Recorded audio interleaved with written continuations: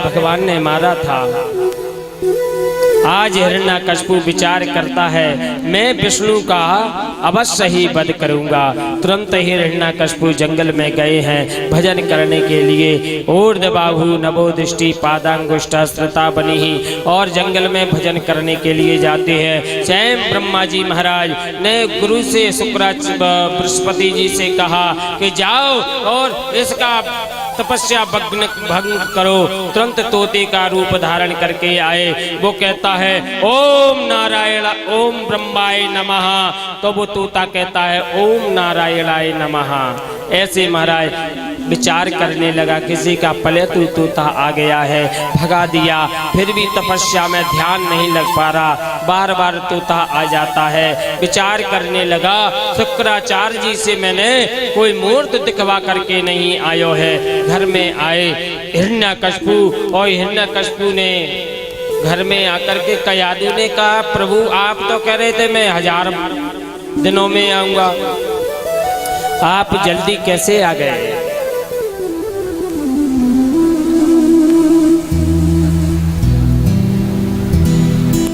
और इसके बाद में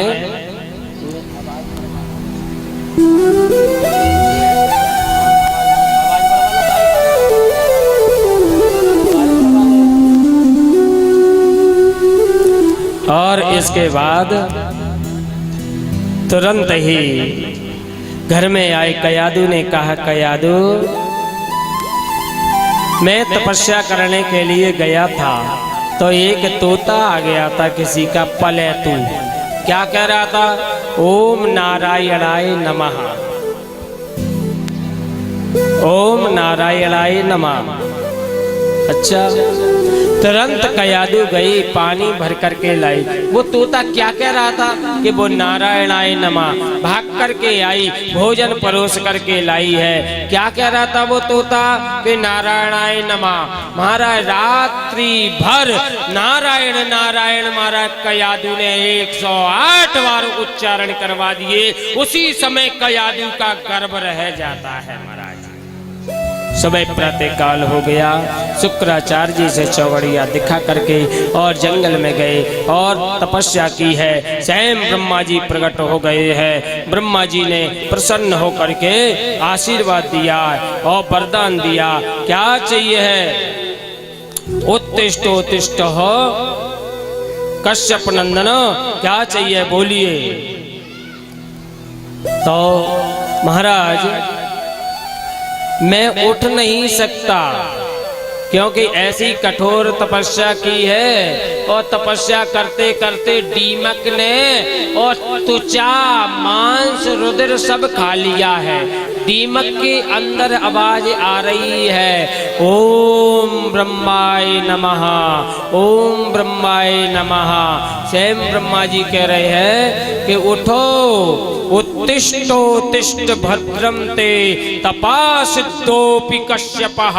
हे कश्यप नंदन उठो, हमें तेरी तपस्या से प्रसन्न हूँ। कि महाराज मैं उठ नहीं सकता, मैं मेरे शरीर में सिर्फ हड्डी हड्डी है, मैं खड़ा होऊंगा तो मैं बिखर जाऊंगा। तुरंत ब्रह्मा जी ने कमंडल में से जल लेकर के जोही और दीमक पर मिट्टी पे जल छीटा है, उसी में से जैसे सूर्य नारायण उदयाचल पर्वत को भाल करके निकलते हैं चमकते चमकते हुए, ठीक इसी प्रकार से हिरण्यकशिपु खड़ा हो गया।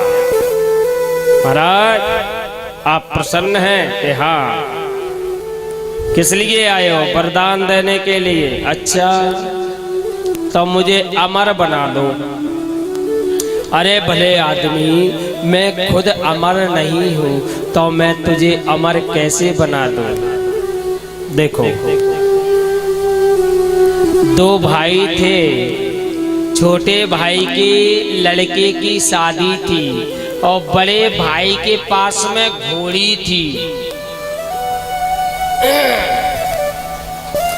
तो बारात का समय नजदीक आ गया।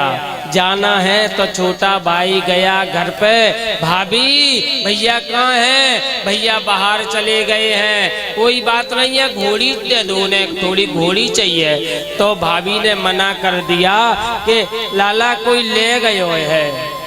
भैया ने कह दिया था किसी से कोई लेगा हुआ है घोड़ी को। इतने में घोड़ी अंदर बंधी थी, वो बोल पड़ी, अरे भाभी तुम्हें नहीं देना, भैया को नहीं देना तो झूठ नहीं बोलना चाहिए, कोई बात नहीं है मत दो। और गुस्से में आकर के भैया के अपने लड़के की जैसे तैसे शादी की और शीतला का ध्यान किया। शीतलाष्टक श्लोक नंबर 24, शीतला का ध्यान किया है महाराज। और शीतला मैया प्रसन्न हो गई। क्या चाहिए बंधु? लाला क्या चाहिए? कि मुझे मेरे भैया पर घोड़ी है तो मुझे मैया हाथी दे दो। शीतला मैया कहने लगी, लाला रे मैं खुद गधा पर बैठती हूँ तो मैं तुझे हाथी कैसे दे दूं। शीतलाष्टक श्लोक नंबर 24, रासवो गर्भश्चैव। किसी माताएं लाला लाली को और चेचक के रोग हो जाते हैं, माताएं निकल आती हैं तो हरी हरी घास और गधे को खिलाने से वो चेचक के रोग माता निकल आती हैं, वो ठीक हो जाता है। और इसी मंत्र से रासवो गर्भश्चैव, और इसी मंत्र से 7 बार झाड़ा देने से मैया शरीर के अंदर रहती है और चेचक के रोग निकल आती हैं, चिट्टा बाई चिट्टा। और 7 बार झाड़ा देने से और गधे को हरी हरी घास खिलाने से वो चेचक के रोग दूर हो जाते हैं। सियावर रामचंद्र की। तो भैया मैं तुझे अमर कैसे बना दूं? तो महाराज मुझे वरदान दीजिए कि वरदान ले सकते हो कि महाराज जितने आपके जीव जंतु हैं और बनाए हैं उनके हाथों से मेरी मृत्यु ना होवे। तथास्ति तथास्तु। आंतर नहिर्दिवा नक्तः, रात में ना दिन में मेरी मृत्यु ना होवे। तथास्तु। अस्त्र शस्त्र से मेरी मृत्यु ना होवे। तथास्तु। इस प्रकार से कह करके महाराज पूरे वरदान ले लिए हैं और वरदान लेकर के ब्रह्मा जी चले गए हैं। आज और हिरण्यकश्यप आया है, चारों तरफ महाराज आतंक ही आतंक है। अब मैं नृसिंह पुराण की कथा सुनाता हूँ। आज क्या हुआ, हिरण्यकश्यप घर में आया, कयादु गर्भवती थी, समय आने पर एक पुत्र को जन्म दिया और सुंदर से लाला ने जन्म लिया। उसका नाम पड़ा, जैसे और भी पुत्र हैं, लाद, हनुलाद, सलाद, सबसे छोटो प्रहलाद। लाद ही लाद निकले जो तो ठाकुरों में सींग ही सींग निकलते हैं, है ना। तो लाद निकला है प्रहलाद, सबसे छोटो प्रहलाद।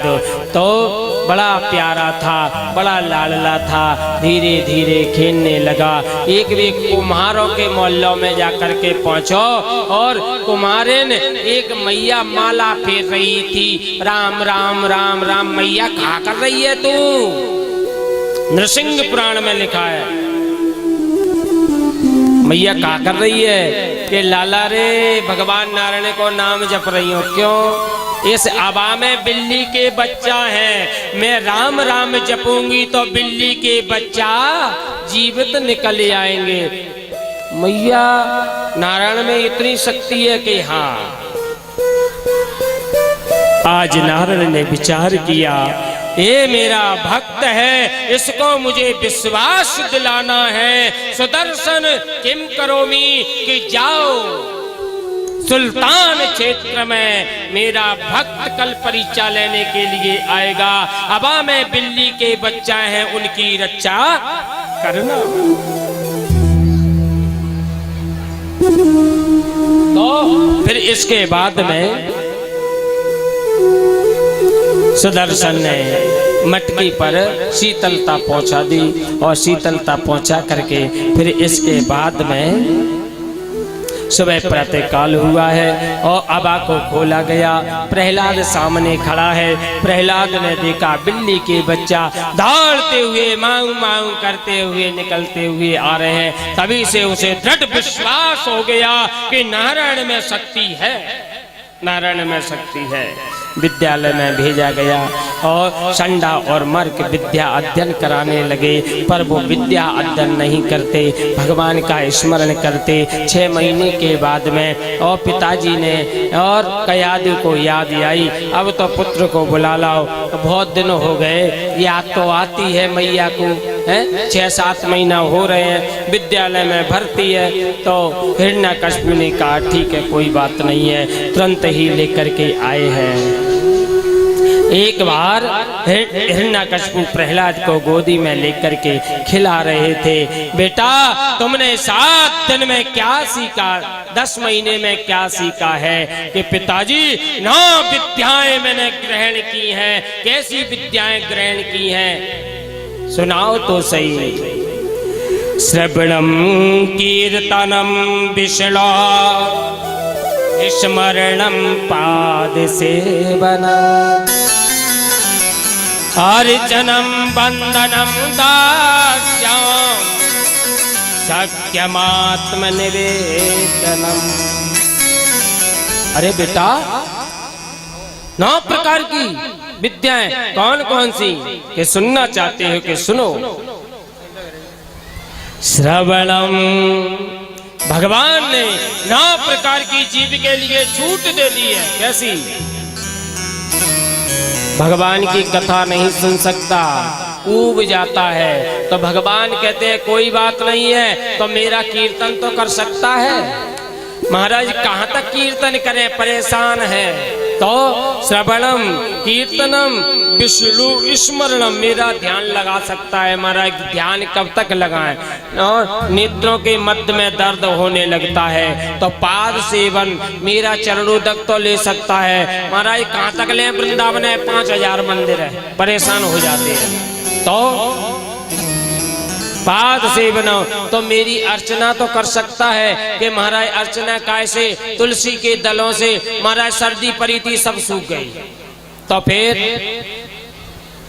मेरा दोस्त तो बन सकता है, मित्र तो बन सकता है, सखा, सखा तो बन सकता है कि महाराज सखा तो यन बन सकता हूँ। भगवान ने 9 प्रकार से महाराज छूट दे दी है। इस प्रकार से कहा तो गोदी में से लेकर के नीचे पटक दिया। संडा और मर्ग को बुलाया, यही मेरे पुत्र को सिखा रहे हो कि महाराज बहुत विद्याएं सिखाते हैं पर तुम्हारा पुत्र सीखने के लिए तैयार नहीं है। अरे देखो कोई भेष बदल करके देवता ब्राह्मण का और मेरे पुत्र को बेका तो नहीं रहा, दोबारा से गए हैं और दोबारा से महाराज 6 महीने के बाद में पुनः लाए हैं। फिर पूछा बेटा तुमने क्या सीखा है? रे पिताजी 1 विद्याएं सीखी हैं। क्या? तत्साधु मन्ने सूर्यवर्य देयना सहा समुद विघ्न दिया समुद ग्रहात। साधियों की सेवा करना तभी भगवान प्रसन्न होते हैं, इतना कहा है, तुरंत पटक दिया है। बहुत प्रयास किया है, अग्नि में जलवाया महाराज। तो गिर से शिखर से चट्टानों से गिरवाने का प्रयास करवाया, फिर भी गोविंद की कृपा से बच गए।